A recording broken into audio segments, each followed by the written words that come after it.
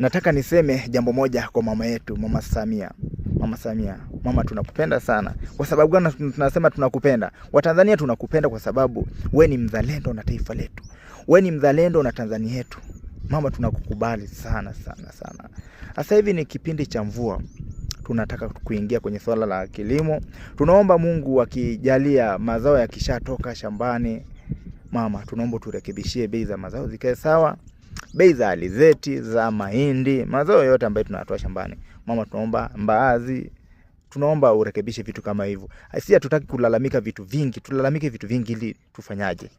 Sisi tunalalamika, sisi hatuna jambo la kulalamika. Tunaomba tu Mungu akibariki mvua ikishafikisha mazao yetu sawa, bei tu unarekebisha bei.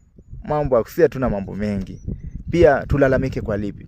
Kama bei ya mafuta iko chini, tunapiga ubodaboda, tunafanya mambo yetu, bei ziko chini. Kwa hiyo nitashangaa watu wamenelalamika, sijui unalalamika kwa lipi? Mpewe nini? Mama fanya kazi yako. Yule anayejichanganya amejichanganya mwenyewe. Ila si ambaye tumetia kidole, tunakukubali. Tunakukubali. Tunajua ni mzalendo na taifa letu.